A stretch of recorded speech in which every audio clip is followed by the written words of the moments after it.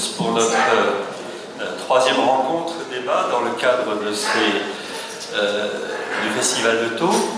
Alors, cette fin d'après-midi, j'ai vraiment le grand plaisir d'accueillir avec nous José Bové. José, bien sûr, on ne le présente pas, on le connaît évidemment sur la lutte du Larzac, le McDo, bien sûr, les OGM, les gaz de schiste, etc. Mais cette fin d'après-midi, ce que je voudrais, c'est que vous découvriez le José qu'on connaît moins, celui qui est maintenant député européen depuis 2009, qui vient d'être assez brillamment réélu, avec quand même un score qui est le plus important, disons, de ceux qui sont écologistes, qui se revendiquaient des écologistes au niveau des européennes. Donc c'est aussi un signe de reconnaissance du travail effectué. Et ce qui me paraît intéressant, c'est de découvrir le José Bové, député européen. Alors on va le faire sous forme de quelques questions, et puis on vous passera la parole bien entendu. Et on articulera peut-être aussi ce petit entretien autour d'un livre qui est sorti il y a quelques mois et qui s'appelle Hold Up à Bruxelles. Alors ce livre-là, eh bien je vous conseille vraiment la lecture parce que si vous voulez lire cet été un polar, ben ça y est, il est tout trouvé, c'est un vrai polar. C'est un vrai polar avec le commissaire Bové en investigateur et on va il va nous raconter certainement deux ou trois des aventures de José Bové dans le milieu des lobbies à Bruxelles et c'est tout à fait passionnant. Mais d'abord, José, comment se passe le métier de député européen? Et puis comment ça fonctionne un peu Bruxelles aussi, parce que je crois que c'est toujours important de faire un peu de pédagogie. On est souvent un peu perdu entre le Conseil, la Commission, etc., etc. Alors d'abord, merci de m'accueillir. Je crois que le dernier débat que j'ai fait à Metz, ça remonte à pas mal d'années, puisque c'était en 1999, juste après, quelques semaines après être sorti de prison, à Villeneuve-les-Maglones, pas loin. C'est une de mes résidences d'été. Et j'étais venu à un débat à Metz avec les députés européens, puisque ça avait été organisé, c'était les journées d'été ou d'automne des députés européens écologistes. Et c'était un débat qui avait lieu quelques semaines avant le sommet de Seattle. Et on avait eu un débat, j'étais confronté à l'époque à Pascal Lamy, qui était le commissaire européen au commerce international. Et voilà, on s'était bien affrontés. Et quand je lui avais expliqué que Seattle serait un échec, évidemment, il ne m'avait pas cru. Au final, quelques semaines après, il a été obligé de se rendre compte qu'on ne pouvait pas globaliser tout, et notamment sur la question de l'agriculture, que l'agriculture, elle est faite pour nourrir les gens, elle n'est pas faite pour nourrir les grandes multinationales qui commercent d'un continent à un autre. Et que ce modèle, en fait, n'était pas accepté par la majorité des pays du Sud, et c'est ce qui s'est passé. C'est moins les manifestations dans la rue, qui pourtant ont été importantes, qui ont été le blocage à Seattle, mais les 77 pays les plus pauvres qui ont dit non, on n'accepte pas ces règles du jeu. Et donc voilà, ça c'était le dernier débat ici à Metz. Alors, comment ça se passe à Bruxelles? Il y a le Parlement européen, 751 députés qui sont élus à la proportionnelle dans tous les 28 pays, le même jour, dans les 2-3 jours qui précèdent. À côté de ça, il y a la commission, le Conseil, où ce sont les chefs d'État et de gouvernement, et la Commission qui est l'exécutif. Jusqu'à cette année, le président de la Commission, de l'exécutif, était désigné par les chefs d'État et de gouvernement, qui faisaient leur petite salade entre eux, et qui essayaient de mettre le type qui, en fait, les laisserait le plus tranquille possible. Il ne fallait surtout pas de vagues. C'est comme ça que pendant 10 ans, on a eu Barroso. Avant, on a vu quelqu'un qui pensait qu'il ne ferait pas de vague, qui s'appelait Jacques Delors, mais Jacques Delors, en fait, il a été capable d'imposer une vraie politique, et après, ils se sont dit, non, ça, on ne va pas continuer comme ça.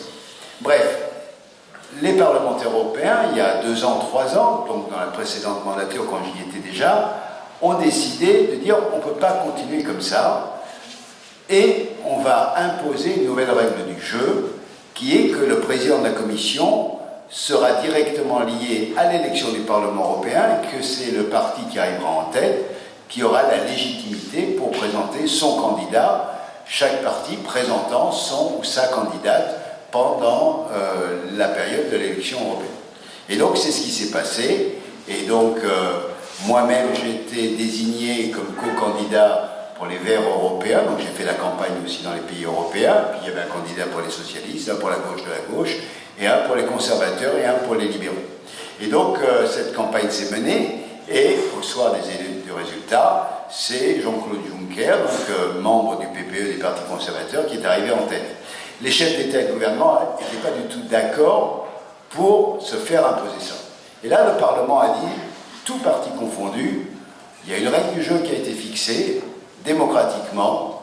Si vous n'acceptez pas cette règle du jeu, eh bien le Parlement ne ratifiera pas la Commission, le président de la Commission. Et la pression a été tellement forte que les chefs d'État et de gouvernement, à l'exception de 2 ou 3, évidemment de Cameron et de quelques autres, ont capitulé, et c'est ce qui s'est passé. Et le Parlement, donc, le Conseil a donné son accord, et le Parlement, la semaine dernière, il y a 15 jours, a ratifié, non, mardi, c'est pas il y a 15 jours, c'est mardi dernier de cette semaine, donc, a ratifié Jean-Claude Juncker comme futur président de la Commission. Donc il y a le président, chaque État ensuite donne le nom d'une personnalité comme commissaire représentant son pays, et le Parlement ensuite ratifie. Donc ça, ce sont les institutions. Donc c'est la Commission qui propose les lois, soit des règlements, soit des directives, et ensuite, ça doit être ratifié par le Conseil et par le Parlement, et c'est une fois que c'est ratifié par les 2 instances, les 2 assemblées, on va dire les 2 chambres, on pourrait dire que le Conseil c'est le Sénat, pour ramener à la politique française, et l'Assemblée, le Parlement européen, c'est le Parlement. Donc, l'Assemblée nationale. Donc c'est comme ça que ça fonctionne. Alors, ce qui est intéressant au niveau européen, c'est la façon dont le Parlement fonctionne. Parce que la façon dont le Parlement fonctionne n'a rien à voir avec ce qu'on connaît au niveau national. Au niveau national, on a un système de scrutin qui fait qu'il y a un parti qui est majoritaire et il y a une opposition. Quand on est dans la majorité, on vote tout ce que le gouvernement vous demande. Quand vous êtes dans l'opposition, vous pouvez brailler tout ce que vous voulez, plus vous braillez, plus vous avez l'impression que c'est ça qui est important, mais en gros, ça ne sert à rien. Au Parlement européen, ça ne fonctionne pas comme ça. Chaque projet doit obtenir une majorité. Mais il n'y a pas de parti qui peut être majoritaire au niveau européen. Ce qui fait que pour chaque projet, il faut qu'il y ait des alliances, et non pas des alliances tactiques, mais sur des textes où les textes sont débattus en commission par thématique, et ensuite débattus en plénière, des amendements sont faits, ce qu'on appelle nous des amendements de compromis, c'est-à-dire que tu peux être minoritaire et faire passer un amendement, à la fois en commission, mais aussi en plénière. Et on arrive à des textes qui obtiennent comme ça des majorités beaucoup plus larges que ce qu'on pourrait voir à l'Assemblée nationale, qui sont soutenus par 2, 3, 4, 5 formations politiques qui peuvent être souvent assez variées. Et donc c'est complètement une autre façon de construire la démocratie. Pareil pour les représentations dans les commissions. Tous les postes de responsabilité, théoriquement, sont répartis en fonction d'une clé qu'on appelle la règle d'Hondt, qui permet à chaque formation, en fonction du nombre de députés qu'elle a, d'avoir des responsabilités. Donc on est dans un mode de fonctionnement d'une invention de démocratie qui est complètement nouvelle par rapport à ce qu'on connaît au niveau français. Alors le député européen arrive, il a des moyens, c'est-à-dire qu'il peut avoir des assistants, il peut avoir aussi des possibilités d'études. Comment ça se passe? Est-ce qu'un député européen peut faire bouger les choses par rapport à ça et finalement assurer, non pas un contre-lobbying, mais au moins avoir des moyens, je dirais, d'investigation, d'approfondissement Et autre question, comment se passe ce jeu dans le compromis et dans la recherche en quelque sorte de ces alliances? Alors, c'est vrai que quand un député européen donc, fait partie d'un groupe politique qui est reconnu, qui a eu un certain nombre de députés, pour faire un groupe, il faut être au minimum 25 députés originaires de 7 pays différents. C'est ce que j'avais expliqué au moment des élections européennes, pour ne pas faire de cinéma. J'avais dit jamais le Front National y arrivera. Donc ça va être un vote pour rien. Et effectivement, aujourd'hui, le Front National ne fait pas partie d'un groupe politique, et tous les députés qui ont été du Front National sont aujourd'hui ce qu'on appelle chez les non-inscrits. C'est-à-dire qu'ils n'auront pas de rapport, ils n'ont pas de moyens en tant que groupe, ils n'existent pas. Et c'est très bien. Mais parce qu'effectivement, il leur manquait des députés, certains étaient prêts à s'allier avec un Polonais qui a été élu, qui est le responsable d'un parti qui nie la Shoah en Pologne. C'est un peu compliqué quand même. Donc, ça existe aussi, quoi. Donc bon, donc très bien, ils n'ont pas de... Tant mieux. Quand on est dans un député, on a le droit effectivement à plusieurs assistants, au minimum 2 assistants au niveau européen, plus un assistant local, et on a aussi un certain nombre de moyens financiers qui permettent de financer des études, d'organiser des débats, de faire venir des conférenciers sur les thématiques qui sont en débat au niveau du Parlement. Ça permet aussi, par exemple, de donner des moyens à des mouvements citoyens pour se coordonner au niveau européen, ce qu'ils ne font pas forcément, parce qu'ils n'ont pas forcément le moyen de le faire. C'est ce qu'on a fait il y a encore un an, avec tous les mouvements qui luttent au niveau européen contre le gaz de schiste. Eh bien, on a organisé une réunion, il y avait aussi bien les Bulgares, les Roumains, les gens d'Angleterre, etc. Et donc, ça permet de donner les moyens à ces gens de se retrouver. On a fait ça sur les OGM, on a fait ça sur l'énergie, on a fait ça sur énormément de sujets, et c'est des moyens évidemment importants.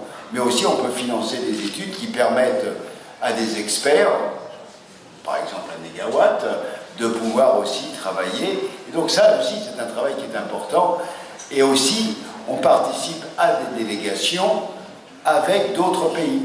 Par exemple, les écolos sont très impliqués dans les relations Union européenne et pays ACP. ACP, c'est Afrique, Caraïbes, Pacifique. Donc les pays en général les moins développés. Là, moi, par exemple, pour ce nouveau mandat, je me suis mis dans la délégation Union européenne-États-Unis. Parce que comme on a le débat sur le traité transatlantique, je me suis dit, c'est le moment ou jamais de pouvoir faire l'alliance. Parce que là, par exemple, on a fait venir à 2 fois, on a encore fait venir cette semaine à Strasbourg, puisqu'on était en session à Strasbourg, une responsable d'un État du nord-est des États-Unis qui s'appelle le Maine, et qui est un petit État qui est juste sur la côte atlantique, au sud du Canada. Et ces gens-là se battent aujourd'hui contre le traité transatlantique. Il y a plein de gens comme ça, bon, on reviendra là-dessus éventuellement, mais ça a des moyens de pouvoir organiser ces rencontres et de pouvoir faire venir des gens comme ça un peu partout. Et on a un peu de moyens pour travailler. Comment ça se passe concrètement? On a la possibilité d'avoir des assistants Oui, c'est ce que je dis, on a des assistants, on a des bureaux, on a des moyens financiers pour pouvoir les payer. Tout ça est contrôlé par le Parlement européen, et y compris tout ce qui est études, il n'y a pas de choses qui sont gérées directement par le député.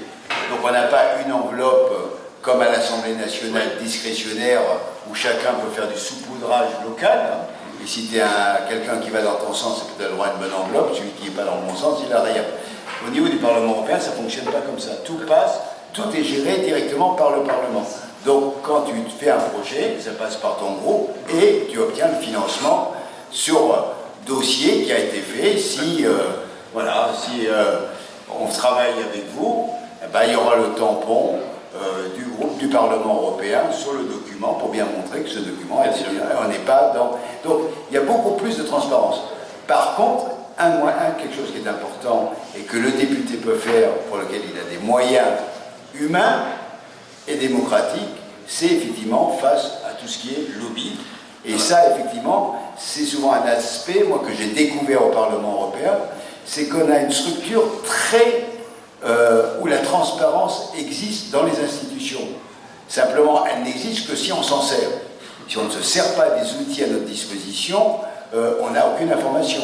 Il y a un outil qui est très important, qui est le fait de pouvoir demander à la Commission européenne ou aux autres instances, y compris jusqu'au mail et à l'agenda du président de la Commission. Je demande qu'a fait le commissaire ou tel commissaire tel jour. Quels sont les mails qui ont été échangés entre ce commissaire ou son administration et telle entreprise.